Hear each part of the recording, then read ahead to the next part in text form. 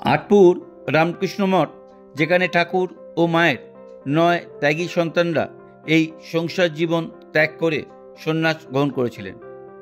আটপুর সেই পবিত্র স্থান, যেটা হুগলি জেলার শ্রীরামপুর মহকুমার ঐতিহ্যশালী প্রাচীন গ্রাম। পার্শ্বদের পদধূলিতে ধন্য এই আটপুর গ্রাম। ঘোষ পরিবারে জন্মগ্রহণ করেছিলেন বাবুরাম মহারাজ তথা স্বামী প্রেমানন্দ মহারাজ। আমরা রামকৃষ্ণ মঠ আটপুর সম্বন্ধে জেনে নেব এই ভিডিওতে। এই আটপুরে কিভাবে আসবেন, ভোগ প্রসাদ কোথায় পাবেন, রাতে থাকার ব্যবস্থা আছে কিনা, সমস্ত খুঁটিনাটি থাকবে এই ভিডিওতে। সমস্ত ভিডিও দেখার অনুরোধ রইল। আর ভালো লাগলে অবশ্যই লাইক করবেন, সবার মধ্যে শেয়ার করবেন। চলুন শুরু করা যাক।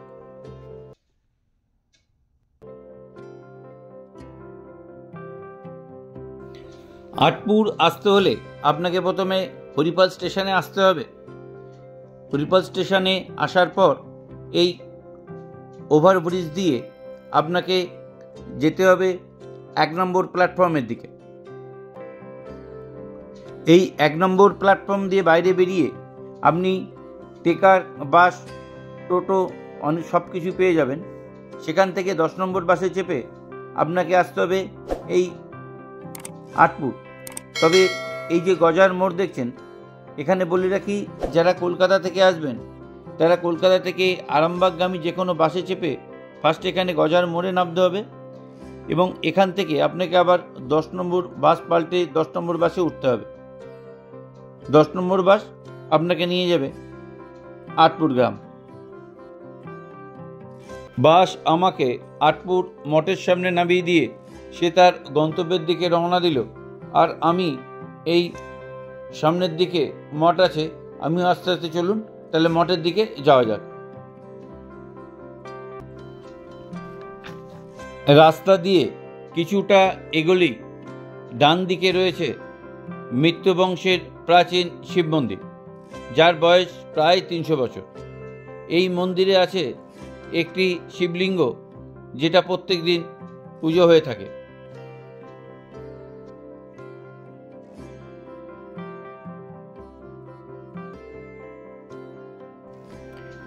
শিব মন্দির পেরিয়ে সোজা সামনের দিকে এগোলে বাঁ দিকে পড়বে রামকৃষ্ণ মঠ আটপুরের অফিস।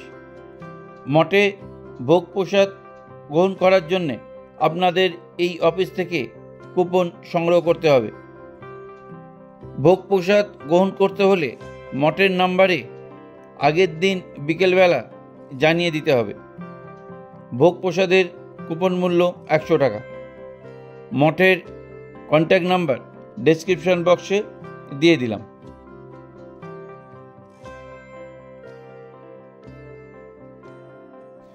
মঠের অফিস থেকে বাইরে বেরিয়ে তার উল্টো দিকে অবস্থিত বাবুরাম মহারাজের পৈতৃক বাড়ি।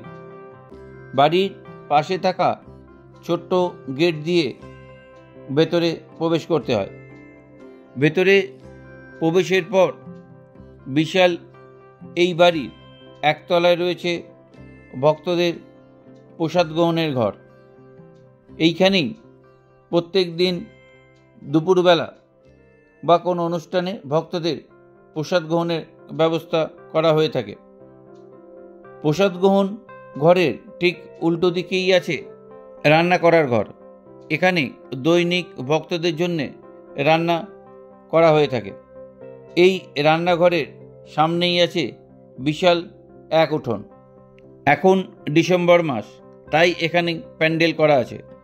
ডিসেম্বর মাস জুড়ে চলে বিভিন্ন অনুষ্ঠান সূচি ডেসক্রিপশন বক্সে দেওয়া আছে। আটপুর গ্রামে 2 জমিদার পরিবারের বসবাস ছিল, যথাক্রমে ঘোষ ও মিত্র পরিবার। ঘোষ পরিবারের তারাপ্রসন্ন ঘোষের সঙ্গে বিবাহ হয়েছিল মিত্র পরিবারের অভয়চন্দ্র মিত্রের কন্যা মাতঙ্গিনী দেবীর সঙ্গে। তাদের 3 পুত্র, যথাক্রমে তুলসীরাম, বাবুরাম ও শান্তিরাম, ও 1 কন্যা কৃষ্ণভাবিনী। এই ঘোষ বংশের ঠাকুরের সান্নিধ্য আসেন জামাতা বলরাম বসুর হাত ধরে। বাবুরাম মহারাজ ছোট বয়স থেকেই আধ্যাত্মিক স্বভাবে ছিলেন। পরে দক্ষিণেশ্বরে গিয়ে ঠাকুরের সঙ্গে সাক্ষাৎ করে দীক্ষা গ্রহণ করেন। এরপর এখান থেকে ছোট্ট প্রবেশদ্বার দিয়ে সামনে বেরোলেই পড়বে ঘোষ বংশের কুলদেবতা লক্ষ্মী জনার্দনের মন্দির। শ্রী রামকৃষ্ণ সংঘের বিখ্যাত ধ্বনিমণ্ডপ ও ঘোষ বংশের প্রতিষ্ঠিত 300 বছরের প্রাচীন দুর্গা দালান। আটপুরে থাকার সময় 24শে ডিসেম্বরের রাতে এখানেই ঘটেছিল এক অচিন্তনীয় ঘটনা, যা রামকৃষ্ণ মঠ ও মিশনের ইতিহাসে এর গুরুত্ব অপরিসীম। সেই দিন রাতে দুর্গা মণ্ডপের সামনে ধ্বনি জ্বালিয়ে নয়নের নেতৃত্বে সকলে মিলে ধ্যান করিতে লাগলেন ও ধ্যানের শেষে তারা ঈশ্বরতত্ত্ব নিয়ে আলোচনা করতে লাগলেন। সেই সময় হঠাৎ নরেন উঠে দাঁড়িয়ে যীশু খ্রিস্টের জীবন বর্ণনা করতে লাগলেন ও কিভাবে যিশুর বাণী তার শিষ্যরা সারা বিশ্বে প্রচার করেছেন সেই কথা বর্ণনা করলেন। সেই কথা বর্ণনা করে তাদের হৃদয়ে প্রেমময় ত্যাগের ভাব জাগিয়ে তুললেন। তারপর নরেন তার গুরু ভাইদের কাছে আবেদন করলেন যে আমরাও যেন শ্রী রামকৃষ্ণের বাণী সারা বিশ্বে ছড়িয়ে দিতে পারি। সেই আহ্বানে সাড়া দিয়ে সকলে মিলে একসঙ্গে ধ্বনির আগুনের লেলিহান শিখার সামনে অগ্নিকে সাক্ষী রেখে তারা শপথ নিলেন যে তারা সারা বিশ্বে শ্রী রামকৃষ্ণের বাণী ছড়িয়ে দেবেন।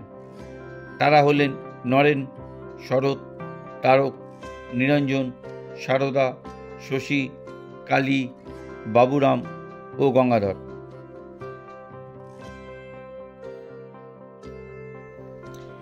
তারপর থেকে এই দিনটি সমস্ত মঠে সংকল্প দিবস হিসেবে পালিত হয়। আগে ধ্বনিমণ্ডপটি ছিল টিনের ছাউনি ঘেরা। 1981 সালে নতুন করে এই ধ্বনিমণ্ডপ নির্মিত হয়। পবিত্র ধ্বনির সামনের দেওয়ালে স্বামীজি সহ ঠাকুরের 9 ত্যাগী সন্তানের ভাস্কর্য রয়েছে। ধ্বনিমণ্ডপের পাশেই আছে ঘোষ বংশের 300 বছরের প্রাচীন দুর্গা মণ্ডপ। বহু বছর ধরে সেখানে দুর্গাপুজো বন্ধ ছিল। এরপর বাবুরাম মহারাজের মা এই পুজো আরম্ভ করেন শ্রী মায়ের নির্দেশে। 1894 সালে সেই দুর্গাপুজোতে শ্রীমা নিজে এই পুজোতে উপস্থিত ছিলেন। সেই সময় মায়ের সঙ্গে এসেছিলেন যোগিন মা ও গোলাপ মা।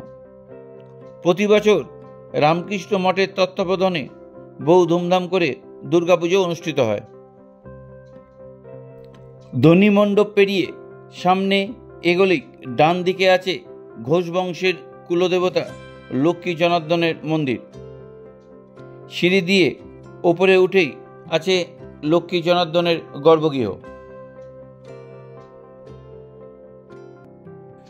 লক্ষ্মী জনার্দনের মন্দির দেখে এবার আমরা যাব বাড়ির ভেতরে, যেখানে থাকতেন মা সারদা ও স্বামীজি সহ ত্যাগী সন্তানরা। বাড়ির সামনে ছোট্ট একটি বাগান, শান্ত, স্নিগ্ধ, অপূর্ব একটি পরিবেশ। 1886 সালের ডিসেম্বর মাস। তখন বরানগর মঠের প্রাথমিক অবস্থা। এমন সময় বাবুরাম মহারাজের মা মাতঙ্গিনী দেবী তার জ্যেষ্ঠ পুত্র তুলসীরামকে একটি চিঠি দিয়ে মঠে পাঠালেন। চিঠিতে তিনি নরেন সহ মঠের সকলকে আটপুরে আসার জন্যে আমন্ত্রণ জানালেন। তখন নরেন সহ তার 8 গুরু ভাই সবাই মিলে তারকেশ্বর উদ্দেশ্যে রওনা দিলেন। হরিপাল স্টেশনে পৌঁছে তারা সেখান থেকে ঘোড়ার গাড়ি করে আটপুরে এসে পৌঁছালেন। বাঁ দিকে আছে দোতলা ওঠার সিঁড়ি। সিঁড়ি দিয়ে উপরে উঠে ডান দিকে প্রথম ঘরটিতে থাকতেন স্বামীজি সহ 8 ত্যাগী সন্তান।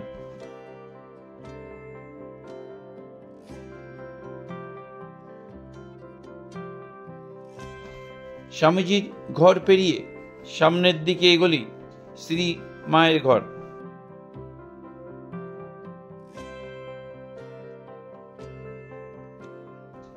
1888 সাল ও 1894 সালে আঁটপুরে এসে মা দুর্গাপুজো থেকে লক্ষ্মী পুজো অবধি এই ঘরটিতেই থাকতেন।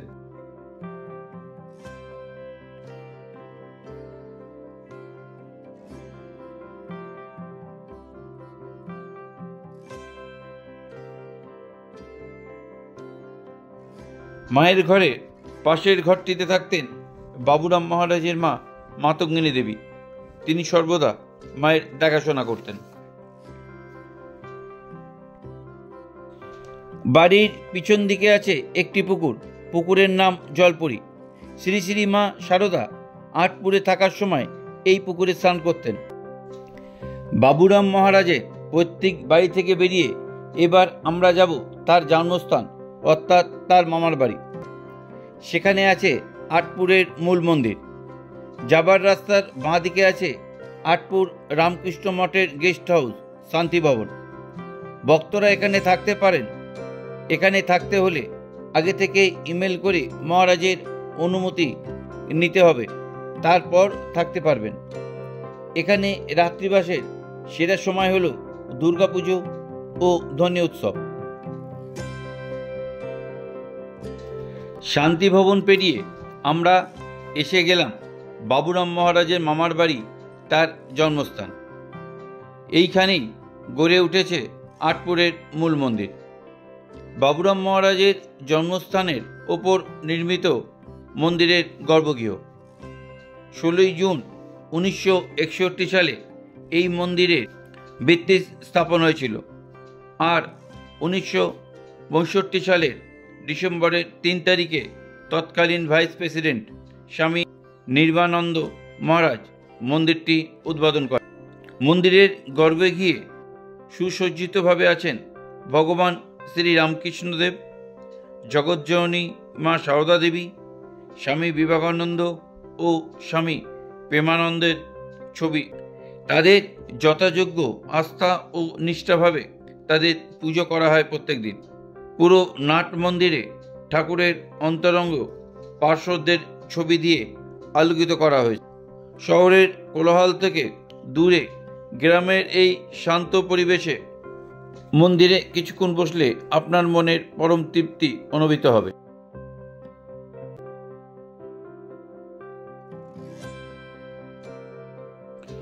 এরপর আমরা যাব মিত্র বংশের রাধা বল্লভজিউ মন্দির দেখতে ও তৎসংলগ্ন 5টি শিব মন্দির।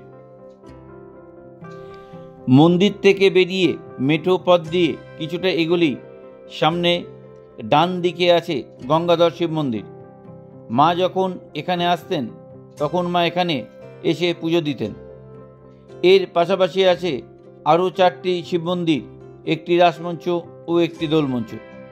শিব মন্দিরগুলোর নাম যথাক্রমে বানেশ্বর, ফুলেশ্বর, জলেশ্বর ও রামেশ্বর। এই মন্দিরগুলো তৈরি হয়েছিল আনুমানিক 1751 খ্রিস্টাব্দ থেকে 1773 খ্রিস্টাব্দের মধ্যে। গঙ্গাধর শিব মন্দিরের সামনেই আছে একটি পুরনো 500 বছরের পুরনো বকুল গাছ, যেটা আমপান ঝড়ে আর দাঁড়িয়ে থাকতে পারেনি। তার পাশেই এবার আমরা যাব রাধা গোবিন্দজিউর মন্দিরে।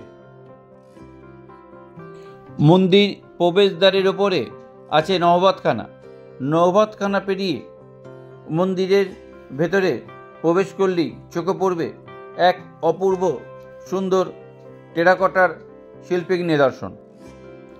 মন্দির খোলা থাকে সকাল 10:30 থেকে দুপুর 1টা পর্যন্ত, আর বিকেল 5টা থেকে সন্ধে 7:30 পর্যন্ত। 1786 সালে এই মন্দিরটি নির্মাণ করেন বর্ধমান রাজার দেওয়ান শ্রীযুক্ত কৃষ্ণরাম মিত্র। এই মন্দিরটি গঙ্গাজল ও গঙ্গা মাটি দিয়ে তৈরি। মন্দিরের গর্ভগৃহের ছবি তোলা নিষেধ বলে আমি সেই ছবি আপনাদের দেখাতে পারলাম না। মন্দিরের গায়ে নানান পৌরাণিক কাহিনী সুন্দরভাবে ফুটিয়ে তোলা হয়েছে টেরাকোটা শিল্পের মাধ্যমে। মন্দিরটি বর্তমানে পুরাতত্ত্ব বিভাগের অধীনে আছে। মন্দির দেখা শেষ করে আমরা আবার বাবুরাম মহারাজের পৈতৃক বাড়ির সামনে ফিরে এলাম। এই বাড়ির পাশ দিয়ে জঙ্গল ঘেরা একটা মেঠো পথ চলে গেছে সরোবরের দিকে। এই সরোবরের নাম নরেন্দ্র সরোবর। আঁটপুর থাকার সময় এইখানেই স্বামীজি সহ সকল পার্ষদরা স্নান করতে যেত। স্নান করার সময় সাঁতার না জানার জন্যে এইখানেই ডুবে যাচ্ছিলেন শারদাচরণ তথা স্বামী ত্রিগুণানন্দ মহারাজ। সেই দৃশ্য দেখতে পেয়ে জলে ঝাঁপিয়ে পড়েন নিরঞ্জন মহারাজ। নিরঞ্জন মহারাজের দক্ষতায় সেই দুর্ঘটনার হাত থেকে রক্ষা পান সারদা মহারাজ। রামকৃষ্ণ মঠ আঁটপুর সেই পবিত্র স্থান যেখানে ত্যাগী সন্তানরা সংকল্পবদ্ধ হয়েছিলেন। আজ সেই পবিত্র ভূমি দর্শন করালাম আপনাদের। ভিডিওটা কেমন লাগলো অবশ্যই কমেন্টে জানাবেন, আর ভালো লাগলে লাইক, শেয়ার ও সাবস্ক্রাইব করতে ভুলবেন না। তাহলে দেখা হচ্ছে নতুন কোনো ভিডিওতে। ভালো থাকবেন, আনন্দ থাকবেন।